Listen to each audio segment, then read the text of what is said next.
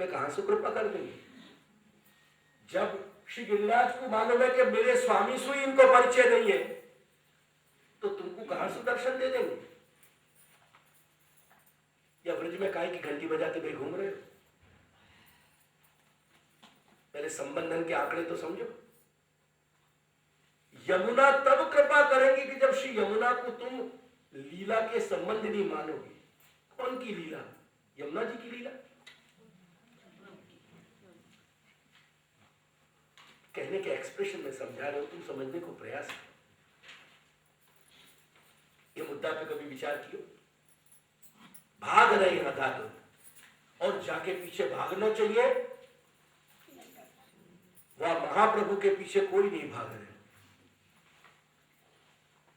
सवेरे यदि सद्बुद्धि है, यदि घर में संस्कार है, तो बेटा बेटी को बैठा कह रहे कि बेटा क्या नमामि यमुना महम सकल सिद्धि है तुम मुदा। अरे वह बेटा के गले कोई दिन आनंद परमानंद तो उतारो। आनंद परमानंद तो उतरो नहीं है, बापू नमामि यमुना कहां से उतार जाएगा?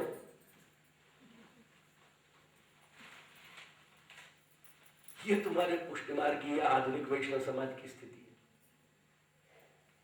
अपने बेटा बेटी से अपने कोई सर्वे यही सर्वे करो कि नाम रत्नाक्षी कितना पाठ करे, कौन करे, सर्वोत्तम को कौन करे, कितने पाठ करे, नाम रत्नाक्षी के कितने करे, गोखलेश अष्टोत्तर शतनामावली और गोखलेश अष्टक के कितने पाठ हो। तुम ये मान रहे हो कि यमुना जी तुम्हारी बाट देख के बैठी है कि क्या करूं, जिंदगी भर दूध पीने नहीं मिले हो, अब वो मेरा बाल्टी भर के मेरा भक्त लावे को पिवा जाएगा। यमुना जी में दूध चढ़ाओ, कोई दूध चढ़ाने को मतलब ख्याल है यमुना जी को निलाए जाए, यमुना जी को दूध पिलाया जाए, क्या किया जाए जरा बताओ तुमको।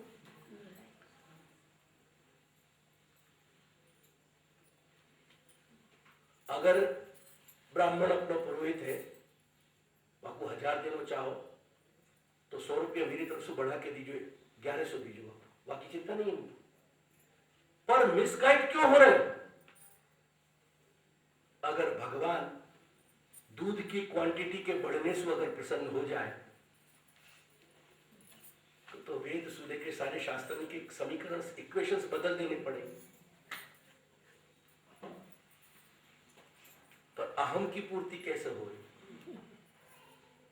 बाजू वालों 11 किलो चढ़ा है तो अपन 11 में कैसे 21 किलो चढ़ा, तो 21 करे 51 कर बढ़ाए जा। कहां से क्या दूध आ रहे हो, कैसे हो रहे हो, वह दूध में क्या धंधे को विशेष चक्कर चल रहे हो, वहां के पीछे क्या अनाचार और दुराचार चल रहे हो, लीस्ट कंसर्न चढ़ा लो तुम्हें। कभी कोई ने विचार किया या पद्धति को अंत कब आएगा, कहां आएगा? दूध चढ़ाने को क्या मतलब है, ये तो मुझको कोई समझावे व्यक्ति वैष्णव कंटी पैरों में। यमुना जी की पूजा है, गिरिराज जी की पूजा है। कोई तुम्हारा पुरोहित ये बतावे कि भैया ये पतलून खुसन्ना पहन रहे हो ना, तो हमारी ब्रजभाषा में के पैंट पहन के पूजा करेगा तो पाप के नरक में जाएगा तू, ऐसा कहने वाला एक पुरोहित है। मतलब क्या? कौन को मतलब? और तुम पैंट पहन के पूजा कर, तुमको पूजा को स्थान मालूम नहीं। तुम सुने नहीं, तुम्हारे यहाँ बैठे हुए लोगों को संदेह मैं संबोधित नहीं कर रहे। पूजा की पद्धति हमको मालूम नहीं, पूजा के तौर तरीका हमको मालूम नहीं, पूजा के लिए अपेक्षित शुद्धि हमको मालूम नहीं, पूजा कब करनी चाहिए ये हमको मालूम नहीं। हमारे तो हमारे अहम से मतलब कि हमने 2, 4, 5, 10 हजार रुपया फूक्यो और गिरिराज जी की लिस्ट में हम पॉजिटिव लिस्ट में आ जाएंगे, गिरिराज जी की पॉजिटिव लिस्ट में हम आ जाएंगे। ये काम क्यों होगा? ये 15 मिनट से 10 मिनट से मैं जो बता रहे हो ना, वो तुम्हारे माथे में घुसना चाहिए यार। ये तो विस्तार करके बता रहे। पूजन अंग हमेशा, पूजन को अंग जो है वो हमेशा संतुलित रखो जाए, मिनिमम रखो जाए।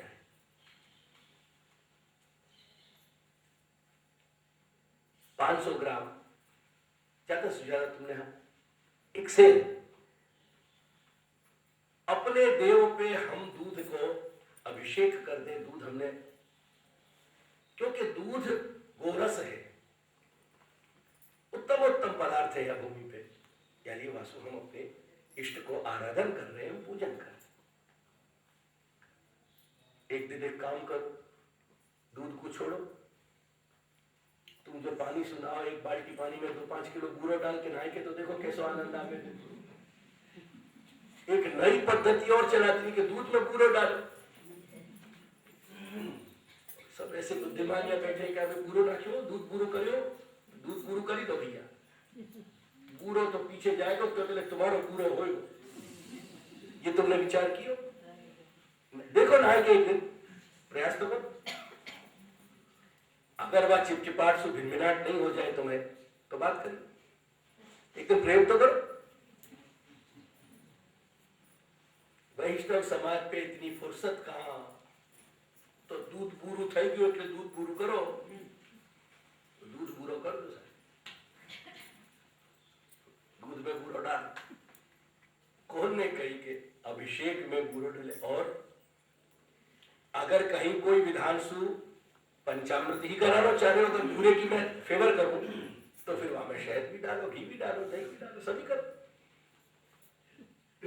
चल मैं तुम्हारी पैरवी करूं, कोई विधान कहीं नहीं। या लिए हमको कुछ मालूम ही नहीं, पूजन हमको अन्न भोजन से पहले करना चाहिए या पीछे करना चाहिए, या को भी होश नहीं। ये तो बस अंधानुगत अंधानुकरण चल रहे हैं भाई, बस मेरा इन बातों से मतलब नहीं है। मैं भगवत लीला के कहीं आड़े नहीं आना चाहूँ। अगर कलयुग में यही भगवत लीला है तो यही चलेगा की इच्छा से। प्रश्न इतना ही है कि तुम जो कोई भी देव को मान रहे हो पुष्टि में, अगर श्री गिरिराज जी को तुम मान रहे हो तो कृष्ण की स्वरूपता के कारण श्री गिरिराज को भगवान ने अपनी स्वरूपता दीनी, अपना स्वरूप पना उनको दियो करके गिरिराज जी हमारे लिए पूछे। श्री यमुना जी को भगवान ने अपना कृष्ण प्रियात्व ने कृष्ण रूपता दीनी, वो कृष्ण रूपा है, यानी यमुना जी को नाम कृष्णा है, वो कृष्ण रूपा है, यानी हमारे लिए पूज्य है। श्री गिरिराज जी कृष्ण स्वरूप है, यानी हमारे लिए पूज्य है। बाकी हमारा कोई सुन क्या लेन देन? ये प्रश्न क्यों कर रहे हो? तुम्हारे अनन्यगामी शब्द पे मैं बात कर रहा हूं सारी। तुमने तो या मार्ग में पंचदेव प्रक्रिया चला दी, जैसे मर्यादा मार्ग में पंचदेव पूजा है, ऐसे तुमने तो पंचदेव पूजा कर दी। पुष्टि मार्ग के 5 धनी कर दिए तुमने तो। यहाँ भैया गिरिराज जी धनी है पुष्टि मार्ग को, या यमुना जी धनी है, या कृष्ण धनी है, समझ के बारे बढ़ गई। दाऊ जी तो देवता तुमने बांट, और सब जगह जाके तुम कह रहे हो कि हम पुष्टि मार्गी। मैं बापड़ा कौन हूं कि पुष्टि मार्गी होकर ये निर्णय देने वालों, पर ये महापुरुष कह रहे हैं कि ये लक्षण तुम में फिट नहीं बैठ रहे हैं, और ये नहीं बैठेंगे तो तुम अपने आप को पुष्टि मार्गी कहोगे कैसे? बाबरे भय डूल रहे हैं। मथुरा उतर के गोकुल आए, देर नहीं कहती, जतिपुरा जऊ छे, वृंदावन जऊ छे, फराणे जऊ छे, ठिकाणे जऊ छे। गोकुल में तो तुम्हारे धनिये खोज लो पहले, फिर घूमते डोरियो बाहर, पहले खूंटाते तो बन जाओ।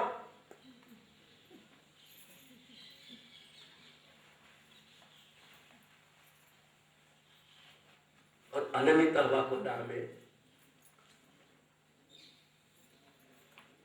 कि जब हमको अपने स्वरूप के सिवाय दूसरे स्वरूप को देखने की भी इच्छा न हो। कैसे ठाकुर जी तुम्हारे घर विराज रहे हैं कि तुमको दूसरे के ठाकुर जी की देखने की इच्छा है? ये कैसी भक्ति है तुम्हारी? तुम्हारे हाथ तुम्हारे ठाकुर जी की परिचर्या करेंगे, कोई दूसरे के ठाकुर जी की परिचर्या करेंगे?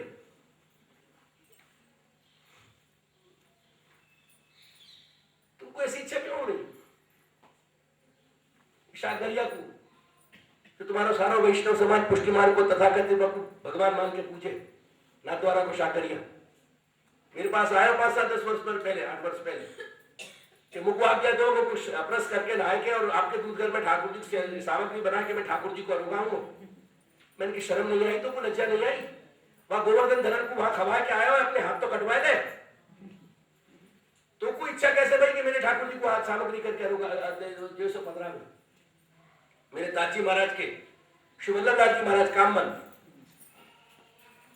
उनके दूधगरिया काकरोली वाले महाराज श्री बालकृष्ण जी महाराज श्री, ये वर्तमान जो पीठाधीश्वर है श्री विदेश कुमार जी, श्री विदेश कुमार जी के पिता श्री विभूषण काका जी, बड़े काका जी, और श्री विभूषण जी के पिता श्री बालकृष्ण जी।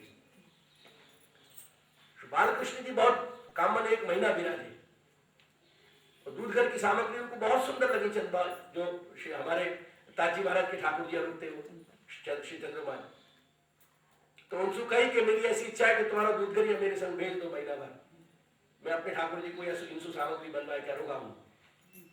ताजी महाराज ने उनको बुलाया, उनसे कही कि रघुनाथ जी तुमको जाना है वहां, महाराज आपके आगे दंडवत करके चले गए। जब बालकृष्ण जी कहीं परोक्ष दूसरी जगह पधारे, अकेले हते ताजी महाराज तो विनती करके आए कि कृपानाथ आप मालिक हो, आपके अनुसूय सब रोम रोम बने हुए हो कृपानाथ, तो आपकी आज्ञा में तो दो हमें कोई प्रश्न तो हो ही नहीं सके। अब दास की एक विनती है, दास आपकी आज्ञा से 1 महीना नहीं वर्ष भी काकरोली जाएगा और रहेगा, पर मेरी सिर्फ एक विनती है कि मेरे दोनों हाथ कटवा के आप भेजो, क्योंकि जिन हाथ लग मैंने गोकुलेंदु प्रभु को दूध का रोगाया है, अब दूसरे ठाकुर की मैं सेवा ना करूं। लज्जा आई कोई को अपने ऊपर, शर्म आई? आज सवेरे हमारे जयपुर में समान मुखिया जी उनको सालों में इंदिरापुर के मंदिर में माडलपुर में बड़ोदरा का उन्हें कही कि दीदी से मिलवाऊं आपको। उनके साले ने कही कि चलो आपको मिलवाऊं दीदी को, तो हमारे व्यास भैया ने कही कि मेरे उनसे कहा लेन देन यार, मैं क्यों उनसे मिलूं? मेरा कोई दीदी से लेना देना नहीं है, मैं मिले दीदी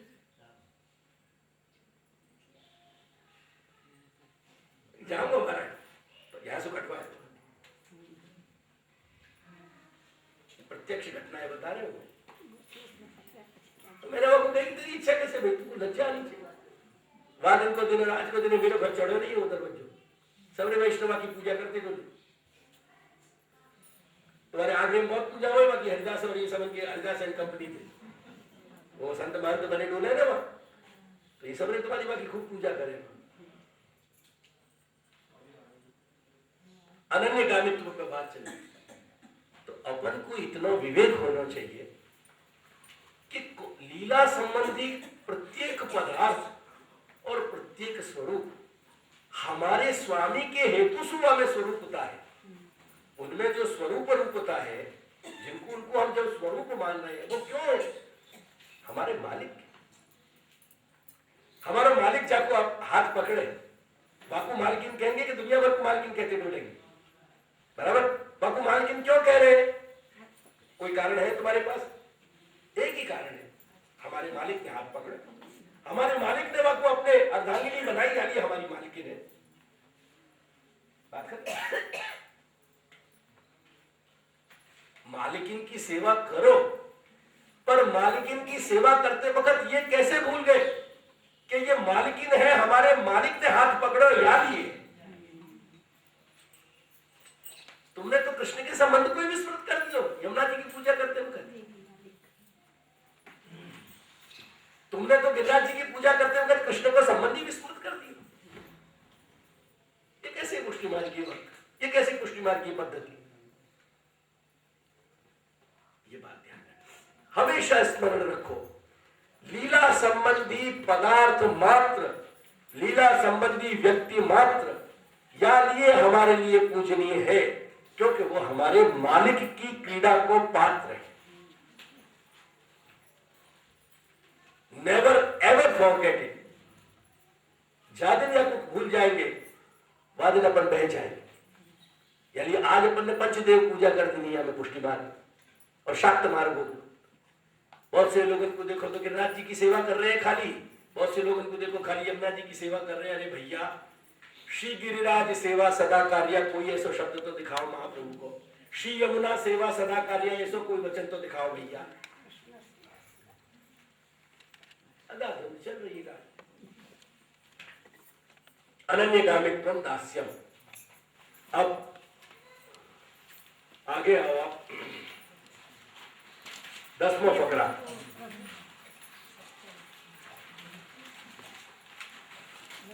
जा वैष्णव सुख तत्सुख निभावना नदी।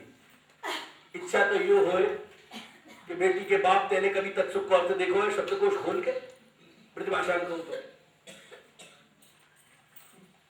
तत्सुख तो कह दिया तेने घंटे। ये 2 तोला को जो जीव को लोच रहा है ना, जब पलटने में क्या लगे, ये तो अभ्यास को क्रम है। जितना या कुछ ट्रंक ट्विस्टर बना दो उतना ट्विस्ट होता चला जाएगा। तत्सुख, आपने तत्सुख को विचार नहीं करता। अरे पर तत्सुख को विचार तो कर ले दादा, बस तत्सुख के पहले कह तो दे, डिफाइन तो कर, बाकी व्याख्या तो दे। जो तत्सुख जो अपन बोलचाल में बोले ना, वही को नाम है सख्य। सख्य कहो कि तत्सुख कहो, बात है। तत्सुख को विचार या सख्य भक्ति एक ही बात। वो कैसी होनी चाहिए? अप्रेरित प्रिय हित करना। अपना जो प्रिय है, अपना स्वामी है, अपन को पहले से कैलकुलेशन होना चाहिए कि ऐसा होगा तो ठाकुर जी को यह आश्रम हो सके, ऐसा होगा तो ठाकुर जी के लिए ये वस्तु अपन को रुचिकर रखनी चाहिए। प्रभु के लीला चिंतन सु अपने अंदर ये दृष्टि खड़ी होए कि कौन सी चीज हमारे प्रिय को कहां कैसे सुख देगी, या को नाम है सख्य। अपने चतुर्थ ग्रह में एक प्रणाली है जो तुम लोगों को ध्यान नहीं हुई। दादाजी कहे कि अपने श्री ठाकुर जी के सामने कभी जो सामग्री अनुगामी की चर्चा नहीं करनी। अगर चर्चा हो गई, प्लेजेंट सरप्राइज खत्म हो गया। अगर देवकी नंदन ने दास निवास में फोन कर दियो कि हम आ रहे हैं, चार खत्म हो गए। 2 घंटा पहले उद्घाटन हो गया सब। जब जाके और बिल्कुल दरवाजे पे हॉर्न बजे और गाड़ी से उतर के निकले, और जब हड़बड़ाते भाई सब एक एक कमरा में से बाहर निकले, वहां को आनंद कैसे बोल बताओ, है कि नहीं वो आनंद? तुम खुद भी अपने हृदय में सोचो कि वो जो तुमको प्रसन्नता हो रही है, वो प्रसन्नता फोन करके आने में होगी नहीं? बस एग्जैक्टली वही बात को सोचो। अचानक हम सरप्राइज दे सके अपने ठाकुर जी को। उनको जो वस्तु प्रिय है वो उनको बिना बताए, बिना कहे, बिना ध्यान में आने देते जब सिद्ध होते उसके सामने जाए, और वहां वक्त अपन देखे कि प्रभु कैसे हमारा स्वामी आश्चर्यचकित हो रहा है। वाह क्या बात है, वो वहां का नाम सख्य। क्योंकि पुष्टि मार्ग में जब भगवान आए हो ना, तो सर्वज्ञ बन के नहीं आए, वो केवल अपने भक्त को भावज्ञ बन के आए हैं, सर्वज्ञ नहीं है। पुष्टि पुरुषोत्तम जो अपने माथे विराज रहे हैं प्रत्येक भक्त के, वो सर्वज्ञ न होके भक्त भावज्ञ है। तत्त भक्त भावज्ञ, वाह वाह भक्त के भाव को जानने वालों, वाह को पहचानने वाला, वो सर्वज्ञों के नहीं आवे। यानी जब तक तुम भाव का निवेदन नहीं करोगे, भगवान को मालूम कैसे पड़ेगा?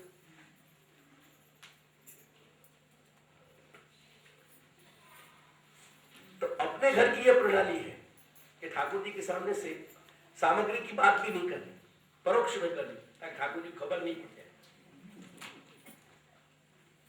कैसे मधुर भाव है देखो।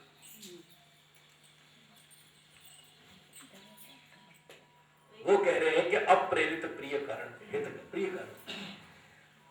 हमारे स्वामी को कोई हमको समझावे बतावे वैसे नहीं, कोई ने हमको बताया गाइडलाइन दी हो, फिर हमने किया तो क्या मजा?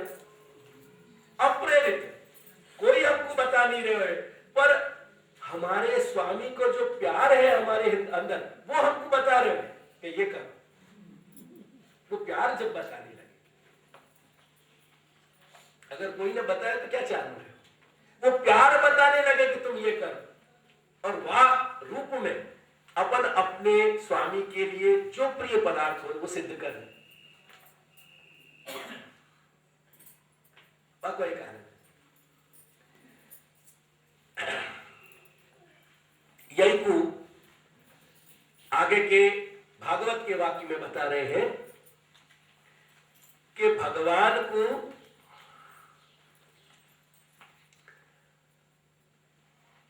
प्राणी मात्र को सुहृत भी कहा गया है।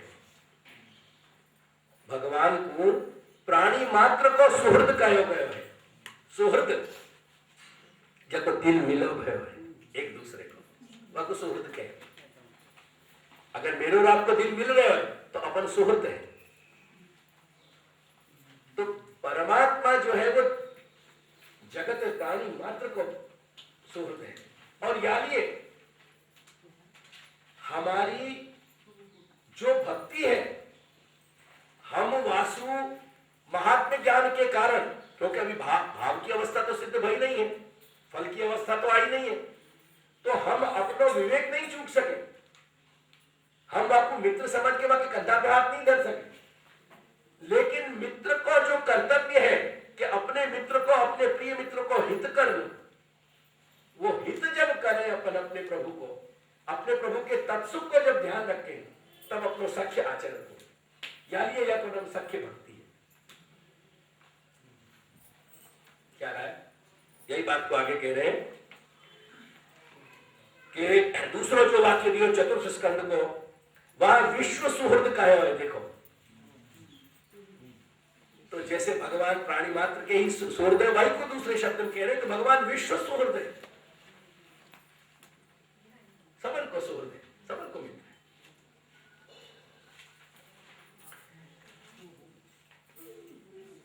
अब जो तीसरा प्रमाण दिया है भागवत को वासु लेके, सुहृद धर्मत्वेन उक्तत्वात्, यहां तक की पंक्ति समझ जाओ। यानी ये कह रहे हैं कि इन सारे भागवत के वाक्यन में, इन प्रमाणन में अप्रेरित हित करणस्य, बिना कोई के पढ़ाए लिखाए समझाए बुझाए, जब हम अपने प्रिय को, अपने सुहृद को जब हम हित करेंगे, प्रिय करेंगे, वाकई जासुआ को प्रियता लगे, वहां को नाम सख्य कहा गया है। अधिक सो क्लियर याद तक?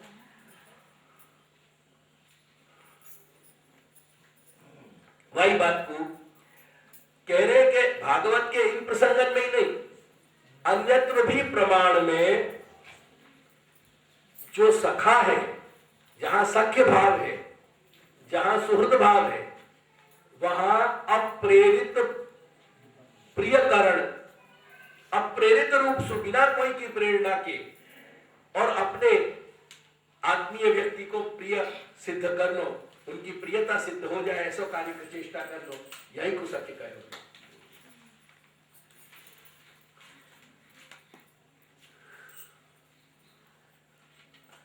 हम एक तीसरा और प्रमाण दे रहे हैं कि अगर अप्रेरित ये अपन नहीं रखे, जो अपन ने विशेषण दिया है अप्रेरित, अगर वो अप्रेरित नहीं करे, तो अपने अपन को ये जो प्रसंग मिल रहा है कि शिव नारद जी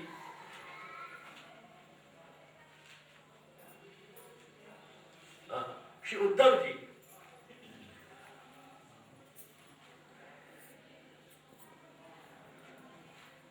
जो मात्र 5 वर्ष के हते, और 5 वर्ष के होते भय भी वो उनको खाने पीने की कोई इच्छा नहीं रहती, और 5 वर्ष की आयु में भी वो श्री ठाकुर जी के लीला में श्री प्रभु की जो क्रियाएं हती, श्री प्रभु के संग खेलवे को जो प्रकार हतो, ऐसे सब मनोभाव रखते और ऐसी प्रक्रिया में लगे रहते। तो प्रश्न ये है कि 5 वर्ष के बालक को तो कोई पढ़ा लिखा नहीं सके ना।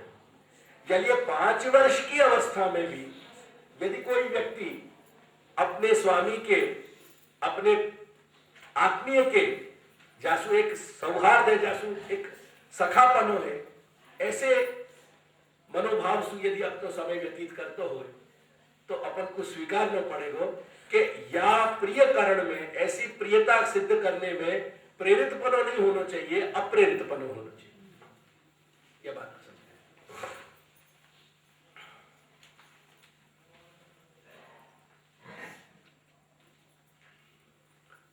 और यही बात को वेणुगीत के वाक्य के प्रमाण से कह रहे हैं। देखो, जब भगवान गोचारण के लिए अपने श्री बलराम और श्री अपने सखान के संग बाहर पधारे हुए हैं और वह वक्त वन में घूमते घूमते आतप के कारण, धूप के कारण भगवान श्रमित हो रहे, मुखारविंद लाल पड़ गए, और जब वह आतप के वह धूप के सारे श्रम के चिन्ह दिखाई दे रहे हैं, वह वक्त बादल सहज घिरे आए थोड़े, और उसी अपनी गति बनाते बनाते श्री ठाकुर जी के ऊपर ही आ गए और वहां मंद मंद बौछार करने लगे। तो जो हरि है वह हरि के भी दुख को, वाक्य श्रम को निवारण करने वालों वो बादल बन गए। तो सच्चो मित्र वो है जो अपने मित्र को भी हरि बन जाए। या बादल जो है वो हरि को भी हरि बन गए। हरि सबन को दुख हरने वालों है, पर बादल ने ऐसा काम किया रिमझिम करके कि जो हरि को भी हरि बन गए। वाको नाम है अप्रेरित प्रिय प्रिय कारण। वो अप्रेरित प्रिय कारण है कि जब बादल ने आके भगवान के श्रम दूर कर, या पे सुबोधनी जी के दर्शन करने चाहिए अपन को कि श्री महाप्रभु ने कैसे दिव्य बंगलिया को किया।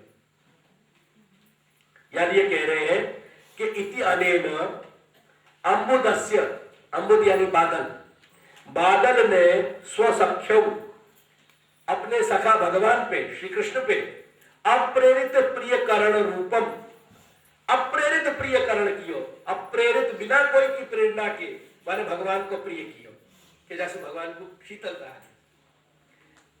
या प्रिय करण रूप, वो क्या आती प्रिय करणता कि आतप निवारण, धूप को सारा श्रम दूर कर दी, और धूप को सारा श्रम निवारण करके छाया करणम, ये और छाया करके उनको मंद मंद बूते फुहारन से उनको शीतल बना दिए।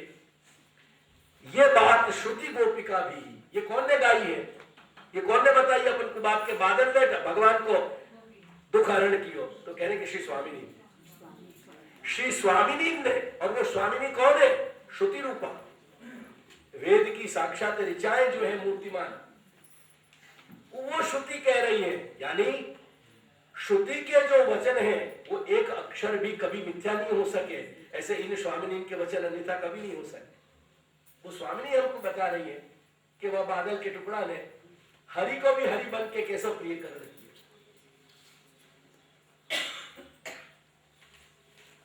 है। यही लिए दूसरा एक लौकिक सुभाषित कहावत भी कह रहे हैं वह संस्कृत की कि करौ शरीरस्य नेत्रयोरेव पक्ष्मणि, जैसे हाथ अपने शरीर को बिना समझाए बुझाए हित करे, परसों का अपना शरीर हाथ के सिवाय अपने शरीर को हित कैसे करेंगे बताओ। और जो अपनी आंख है तो उनकी पलकें हैं, उन पलकन को कोई कहने जाए कि तुम रक्षा करियो आंख की, तुम अभी ट्राई करने के लिए यो ले जाओ, अपने आप पलक नीचे आ जाएगी। उनको डर है कि ये उंगली कहीं अंदर नहीं चली जाए, कहीं आंख को डैमेज नहीं कर दे। तो आंख को जो हित कर रही है जो ये पलक है, वो पलक बिना प्रेरणा के कर रहे हैं। ऐसे ही अपन भी बिना प्रेरणा के अपने स्वामी को प्रिय करने लग जाए तब सच्ची भक्ति हो। ये बात बहुत समझने की है, क्योंकि अपने पुष्टि भक्ति को सारा जो चक्र है, ये 9 एस्पेक्टन को, या कोई एक्शन जो है वो सख्य या एक्शन पे ये घूमे, ये ध्यान रखिए। अगर अपने दैनंदिन भक्ति की परिचर्या में, वह परिचर्या में अगर सख्य को एलिमेंट नहीं है, मोर और लेस, तो ठाकुर जी की सेवा को एक दिन शून्य हो गए।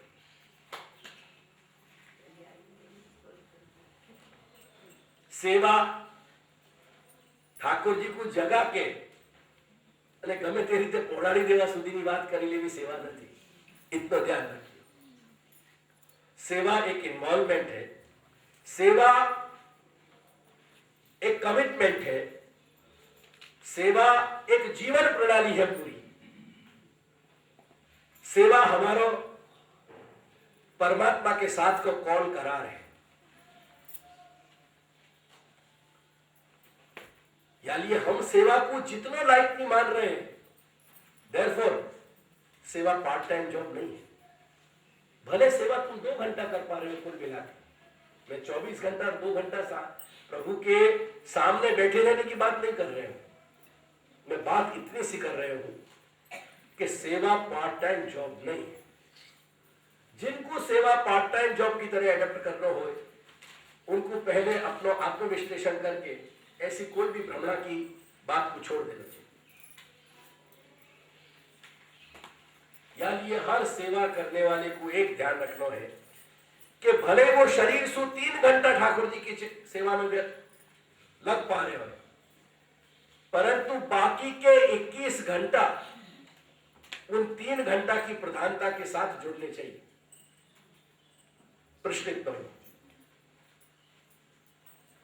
प्रश्न ये नहीं कि तुम सेवा में 10 घंटा व्यतीत कर रहे हो. 3 घंटा यानी कह रहे हो कि महाप्रभु कह रहे हैं एक कालम त्रिकालम वापी पूछे. यानी इन लोक न्याय और भागवत के शब्दांशु श्रीलालु भट्ट जी बता रहे हैं कि सख्य शब्द अभिधेयम. सख्य शब्द को जो मतलब है, तात्पर्य जो अर्थ है, वो अर्थ है, या सख्य शब्द से जो सीधा सीधा जो अर्थ निकल रहे हो, घटित हो रहे हो, वो अर्थ है अप्रेरित प्रिय कारणम.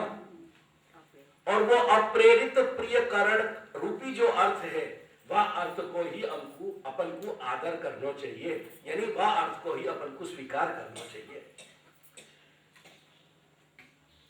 और यह वे प्रमाण दे रहे हैं. ये अच्छी पंक्ति आ गई है यहाँ न्याय सिद्धांत मुक्तावली की. ये चीजें लिख लो तुम 8.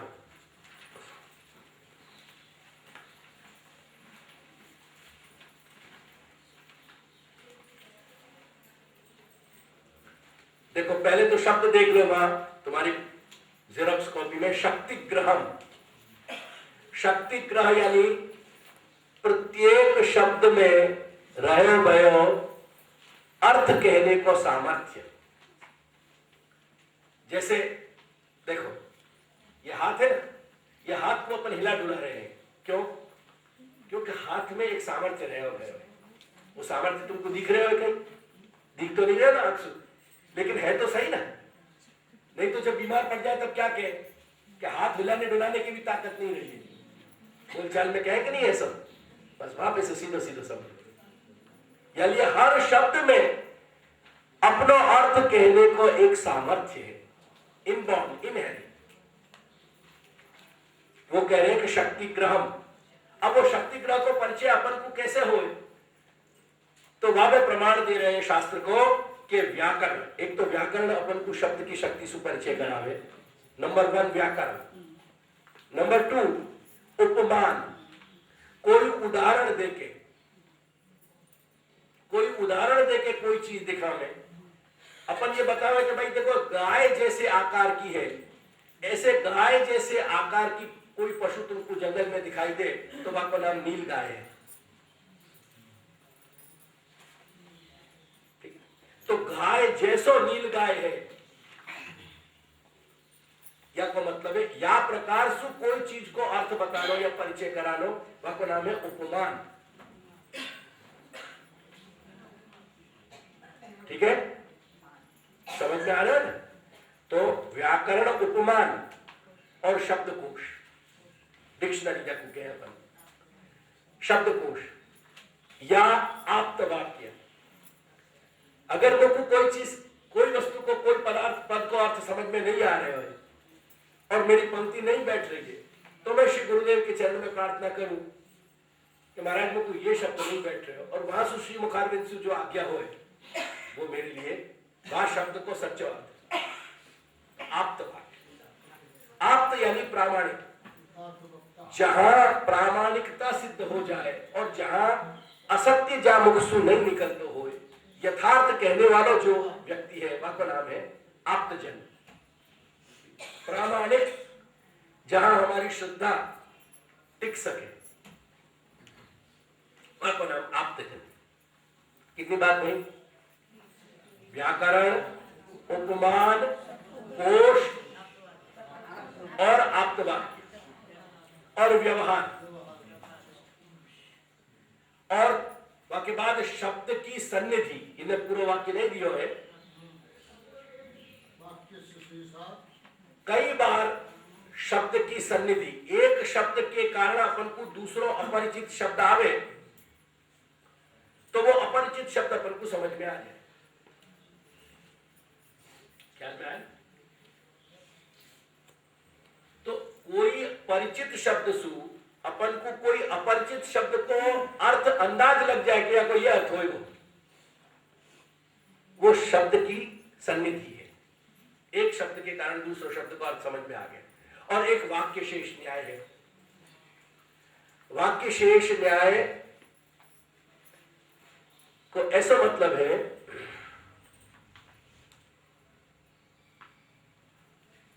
कि एक जगह कोई बात कह देनी हो, जैसे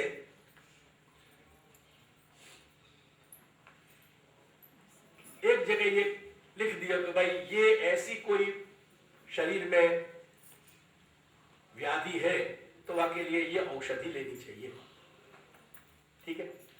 लेकिन वो औषधि कौन से ढंग से लेनी चाहिए ये नहीं लिखे हुए, ये नहीं बताया हुआ। फिर कहीं कोई जगह अपन को 2-4 चैप्टर इधर उधर एक वाक्य दूसरी जगह मिले कि जब अमुक दवा लेने को प्रसंग आवे तो वो दवा या तो दूध के संग लेना चाहिए या गर्म पानी के संग लेना चाहिए या फिर पान के संग खानी चाहिए। और वो में वहां में वही दवा का नाम हो जो दवा अपन वहां पढ़ चुके हैं। अब वहां तो प्रकार नहीं बताया या वाक्य में प्रकार बताया है, तो वो बात को, वो जो अधूरा वाक्य है तो वो या दूसरे शेष वाक्य के साथ जोड़ के हम मतलब निकाल लेंगे कि अरे भाई ये वो दवा या ढंग से लेनी चाहिए। ये वाक्य शेष न्याय।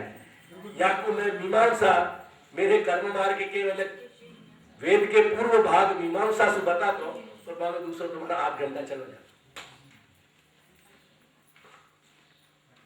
अच्छा थोड़े तप दे रहे महानुभावन के संग बैठे हैं, थोड़ा तपना तो चाहिए।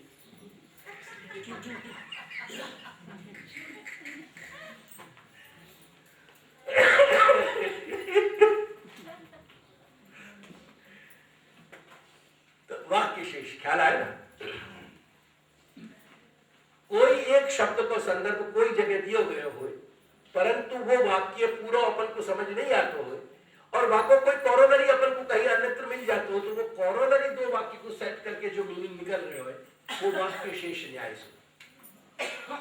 वाक्य नाम है वाक्य शेष। जो पहले वाक्य को अर्थ घटन करने में शेष यानी अधूरा रह गया था उसे कहीं दूसरे वाक्य से हम जोड़ करके जब अर्थ घटन कर दें तो उस पद्धति को वाक्य शेष न्याय कहा जाता है।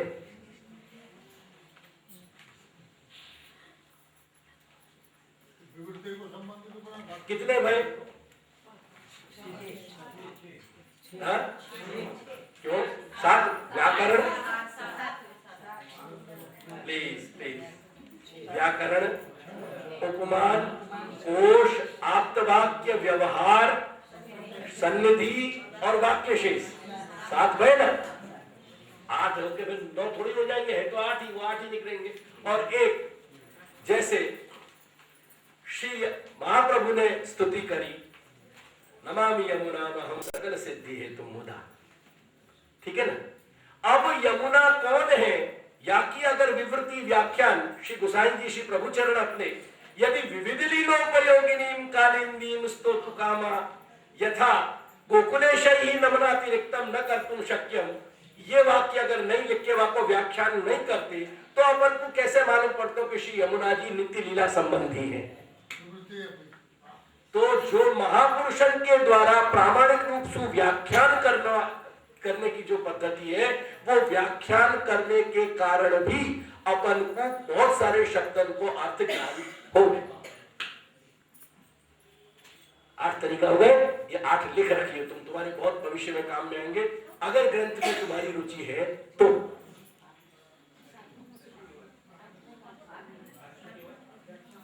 विवृति, विवृति यानी व्याख्या, डेफिनेशन।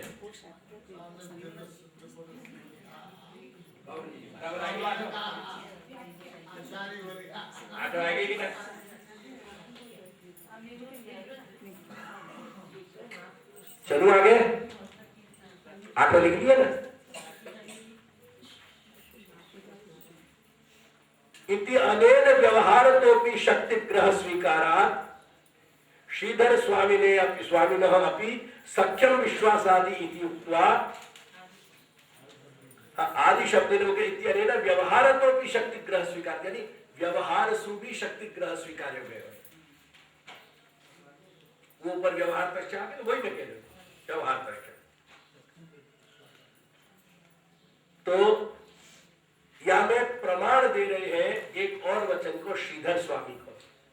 भागवत पे एक बहुत प्रसिद्ध व्याख्याकार श्रीधर स्वामी भय हैं, बहुत विशिष्ट और उनको बहुत यानी आदरणीय स्थान माने गए हैं।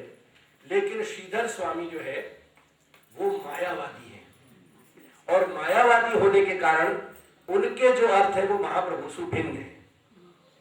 लेकिन सभी व्याख्याकारों में श्रीधर स्वामी बहुत प्रौढ़ हैं और बहुत आदरणीय माने गए हैं।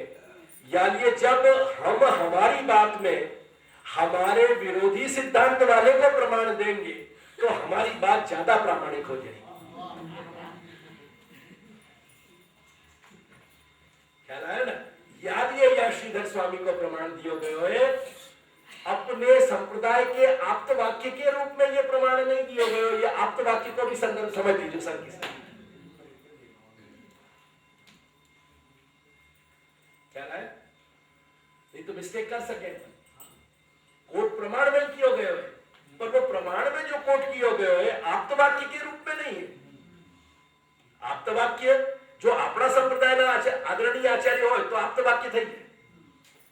પણ કહેવા એવું માંગીએ છીએ કે અમારા કરેલું અમારું કરેલું ઘટિત કરેલું જે અર્થ છે જે શ્રી મહાપ્રભુની પરંપરાથી અર્થ ઘટન થઈ રહ્યું છે, આ અર્થ ઘટનને અમારાથી વિરુદ્ધ સિદ્ધાંતને સ્વીકારનારાઓ પણ આને જ સ્વીકારે છે।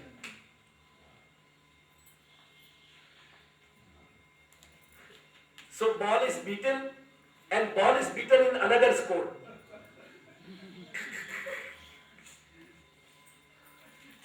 क्या है ये?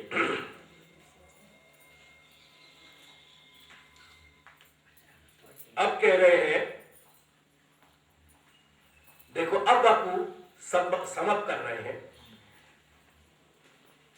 कि फिर सख्य को अपन को प्रैक्टिकलिटी कैसे मालूम पड़ेगी, अपन सख्य को कैसे समझे। सख्य को व्यवहार में भी तो समझना चाहिए, तब तो अपने पास आपको दृष्टांत आवे, समझ में आवे कि सखी या को क्या। तो कह रहे हैं कि तद इह भगवान मूर्ति, अपने प्रभु घर में जो विराजते जो प्रभु है। देखो एक हमेशा ध्यान रखियो, मूर्ति शब्द को मतलब प्रतिमा नहीं हो गए, स्टैच्यू जब वो अंग्रेजी में कहो तुम, आइडल। मूर्ति को मतलब आइडल नहीं है। मूर्ति कहे कोई नख शिख आकार वाली जो आकृति है, पूरा जो जीवंत आकार है, वह को नाम है मूर्ति। जैसे अपन कोई को कहे, जैसे मैं अपना उदाहरण दूं, मैं नटरगोपाल दादा जो हमारे राजनगर वाले रहते, मैं उन नटरगोपाल दादा को कहता हूं कि दादा तू नख शिख प्यार की मूर्ति है। ये कहता हूं तो नक्शो सिख प्यार को बनो गयो ऐसा। तो मूर्ति एक जीवन